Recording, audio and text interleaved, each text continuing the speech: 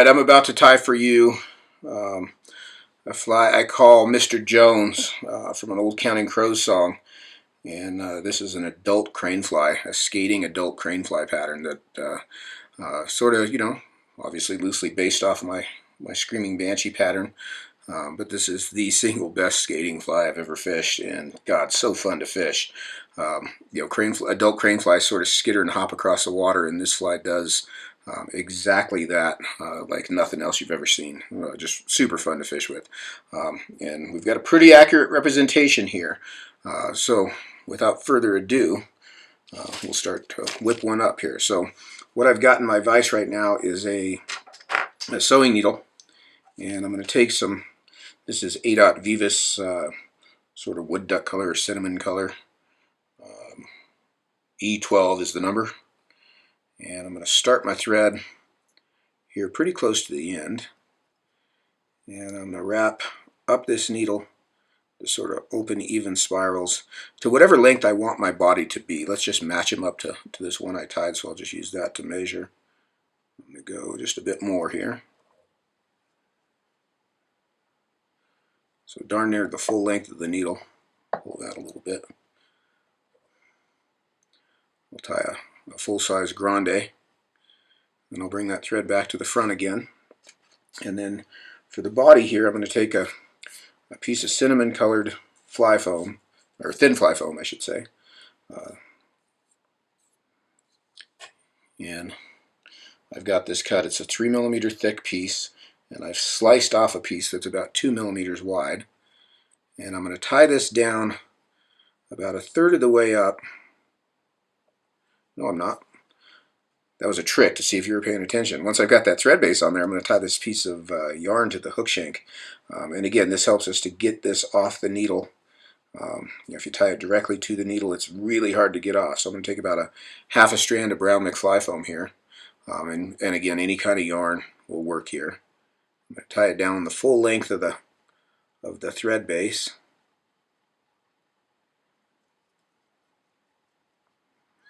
And then I'll knock the ends off close. But I did want to leave that tag end back there on purpose. I'm going to leave that hanging out. We're going to use that later.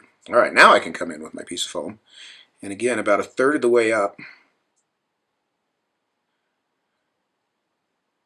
I'll bind that in place right to the end of the underbody. Bind that down good and tight. And then I'm going to come in with a piece of 01X 12/1000 mono. And I'll just have a piece a couple inches long. And I'm going to tie this in with about, at least an inch or so sticking out the front. And I'll wrap back over it to about halfway up the body. And then come forward a bit and fold it forward. And catch it again so that I've got it tied down in a loop. And then I can cut the short end off. And then just proceed to anchor everything down and run my thread right up to the end there. So now I'm going to come in with some super glue.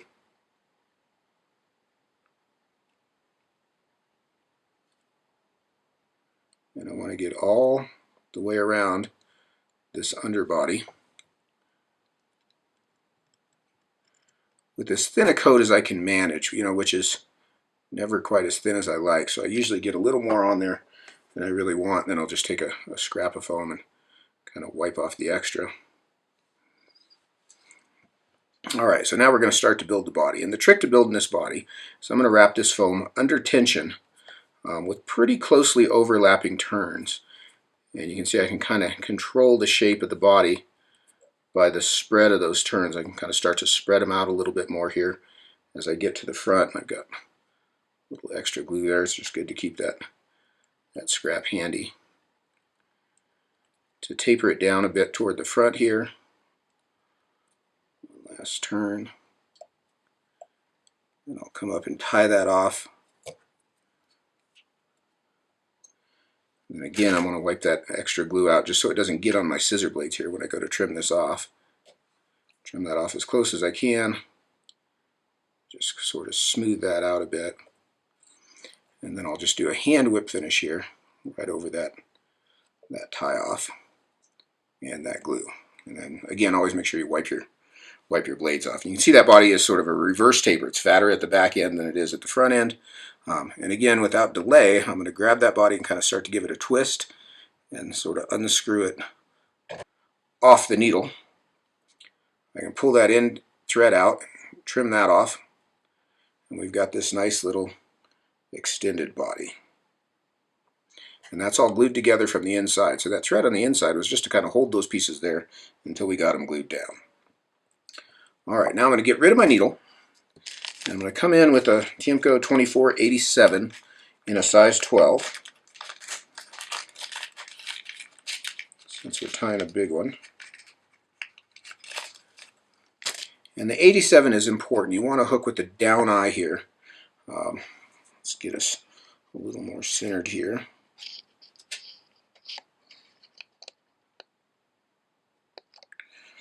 So that Tiemco 2487 has got the down eye, and the down eye is important for helping to get the fly threaded because that wing is going to extend out over the top, and also with getting the fly to skate the way we want it.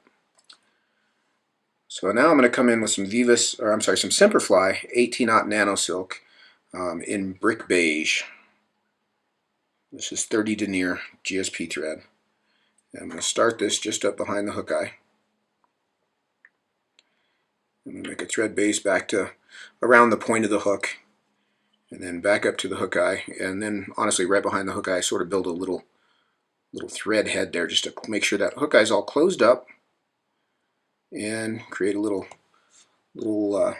bump there so that when I tie the wing in, or the forward-facing wing, I've got something to sort of prop that up a bit.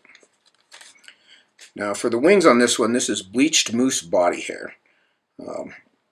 It's sort of a golden tan color. It's beautiful stuff. And I'm going to take a pretty good sized clump of this. You know, on a big fly like this, I want a nice healthy clump. So I've cut off a big chunk. And I'm going to clean this out, just like you do, you know, any deer or elk. I'll clean all the underfur out.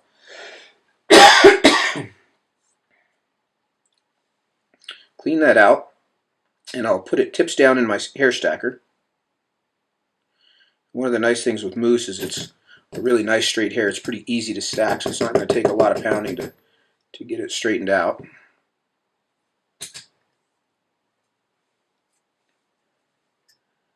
Hit that one more time.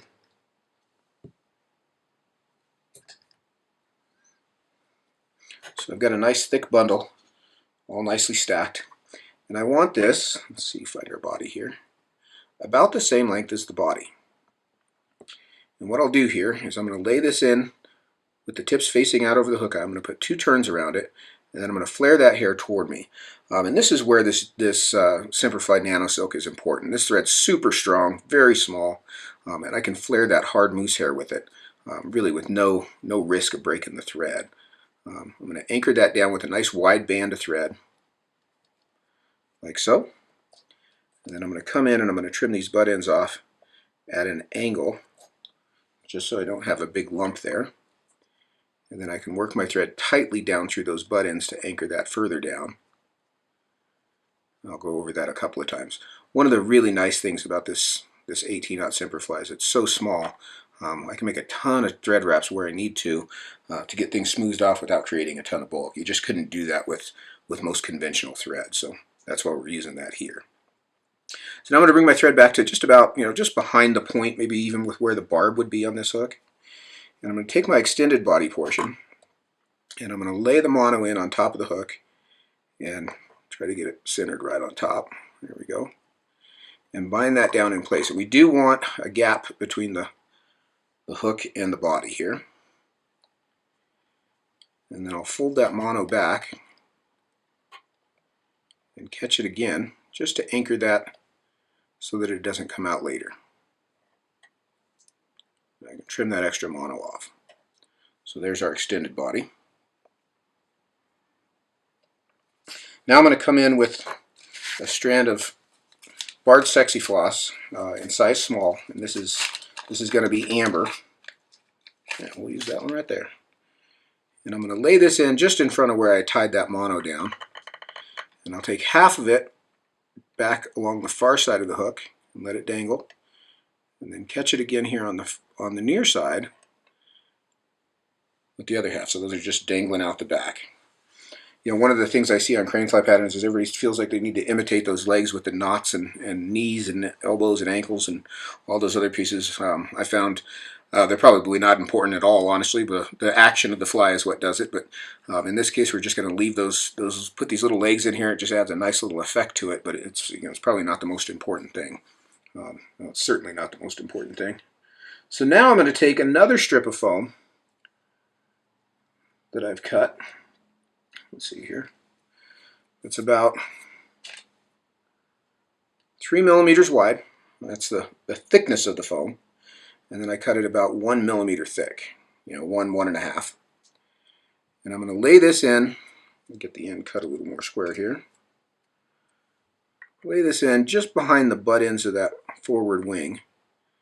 I'm going to wrap over it right up to the base of those legs. And I'll just anchor that in place. I'm going to come in and dub the thorax, and we want, you know, again, when I come up with a fly, when I'm trying to match a bug, I always like to have the real thing. And I'm looking at a real cranefly. He's got a pretty bulbous thorax. So I'm going to take some cinnamon caddis, I think is what this is called. Yeah, cinnamon caddis, superfine dubbing. I'm going to dub that down nice and tight on my thread. I'm going to build a ball here over that foam tie down.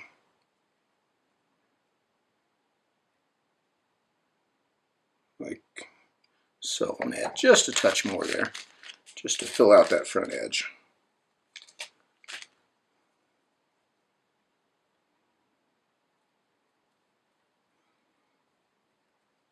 If you're anything like me, when you watch somebody tie, you hate to watch them apply dubbing 25 different times, so I apologize for that.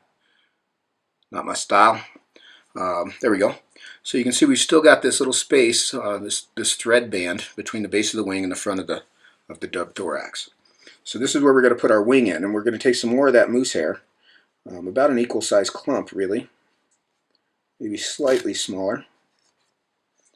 And again, clean that out as best you can. Get all that underfur and short hair out.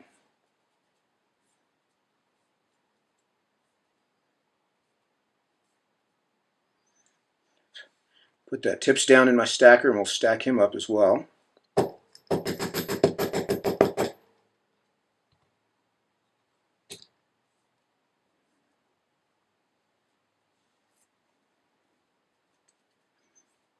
Still got some underfur in there. I'm just going at it a little better. Hit him again. I like these wings to be perfectly even. It just makes a nice aesthetic on the fly. Probably doesn't make a difference to the fish, but fish eat stupid things like worms and salmon eggs and marshmallows, so don't pay attention to that. So now I'm going to take this clump. I'm going to measure it from my tie down to just short of the tail. So if I get this on your side, you can, I'm sorry, just short of the end of the body, I should say. I'm using my thumbnail on my near side to sort of measure this, but you can see the length that I'm shooting for here. I'm going to bump myself just a couple extra millimeters there, because we're going to use the butt ends of this wing to help stand up the front wing. So I'm going to bring my thread right up against the base of the wing, and I'm going to lay this hair on top with the butt ends extending out, you know, I don't know, 1/4 inch, 1/8 of an inch over those tips. I'm going to put 2 turns around it and flare that hair in place right up on top. So it's like you do an ex-caddis. And you can see this moose hair is very hard, but what we're using is these stiff butt ends to sort of add some rigidity to this front edge for our skate. So once I've got that anchored in place, that hair is nice and flared, and you can see I did that with just, I think, 3 turns right there. That's owed to that super strong thread. That makes this job much easier, especially with this hard moose hair. I'm going to divide these wings into 2 equal clumps, and I just sort of part them with my fingers. You can see how I'm just sort of tugging on them, like so. And I'm going to pull my foam up in between those 2 wings. And with my thread still hanging in those butt ends, I'm going to bring it right straight up over the top and pull straight down on the thread. Get a couple, 3 turns. Don't go crazy here with your thread tension. That thin thread will cut your foam if you go too hard at it right off the bat. And then I'll come in and trim that piece of foam off. So you can see that's our divider on top now. You can see how those butt ends are now pressed up against that forward-facing wing. So now I'll come in from the front. Usually put my thumbnail under here and kind of spread this out a bit. And I'll bring my thread up behind the hook eye. You can see I'm kind of working from the bottom here with a very short length of thread to wedge that thread, those thread wraps, right up against the front edge of that wing, like so. And I'll come in and whip finish right up behind the eye. Trim my thread out. Spread his wings out a little bit again.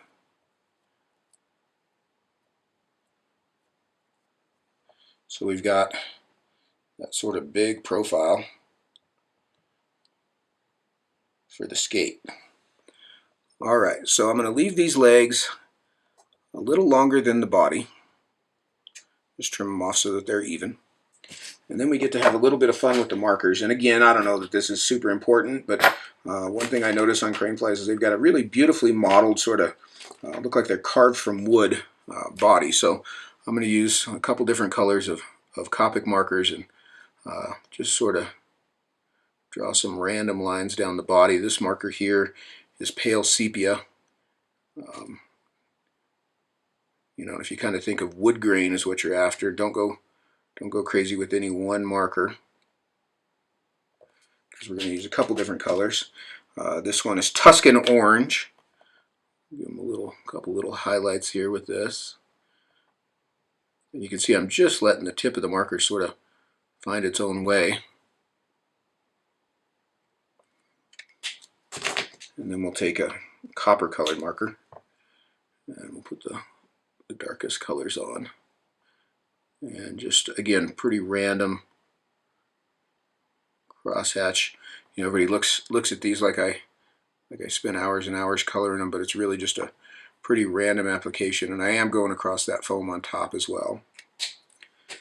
And then for the last little bit, you can make some spots down the side of the body with a black marker.